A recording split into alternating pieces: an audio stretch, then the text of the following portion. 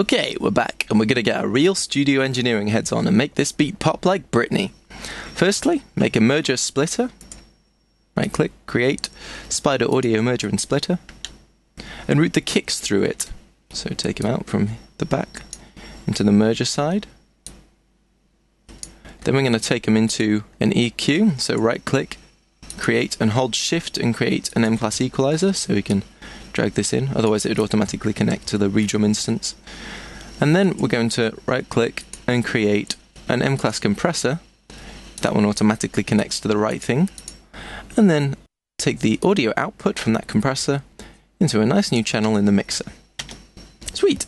Now this is really going to change how the kick sounds, so say your appropriate farewells, then in the EQ, we're going to turn the low shelf on.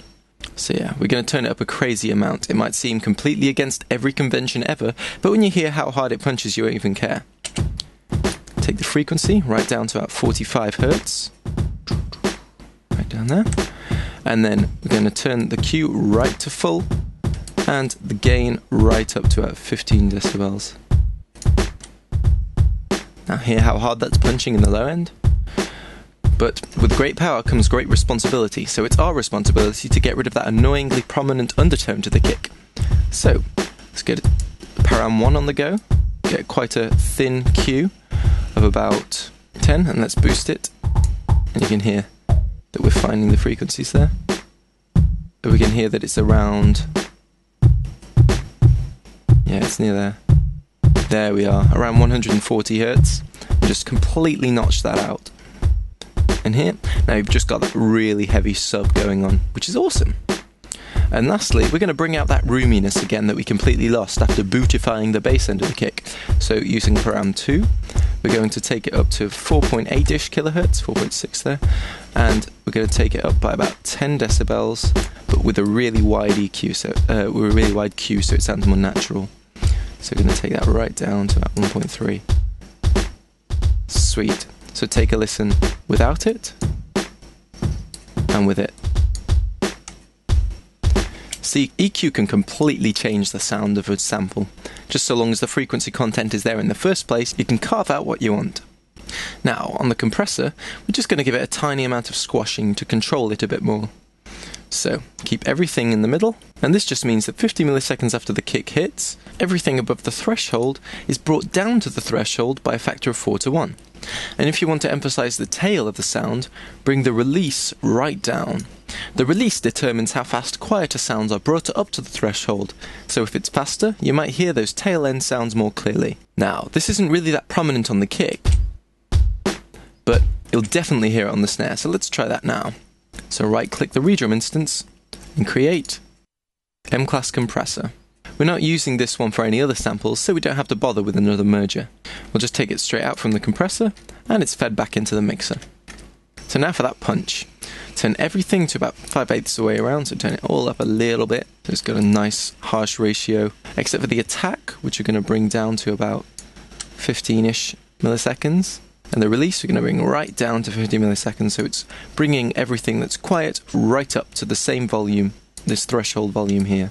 Now, take a listen without the compressor, and with.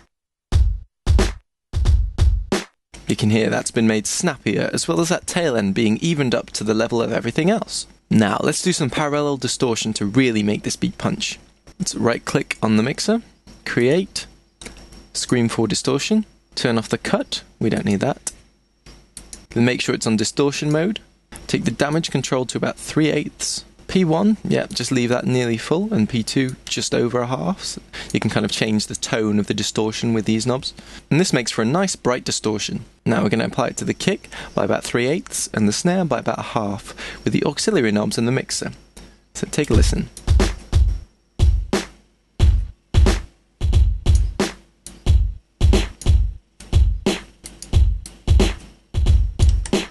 Punchier, but not quite there yet. We're going to beef it up with the body section, turning reso to just below half. The resonance, giving it a pleasant bassy resonance. The scale, we're going to leave it at half, giving somewhere between a boxy muddy tone on that side and a flabby one on that side.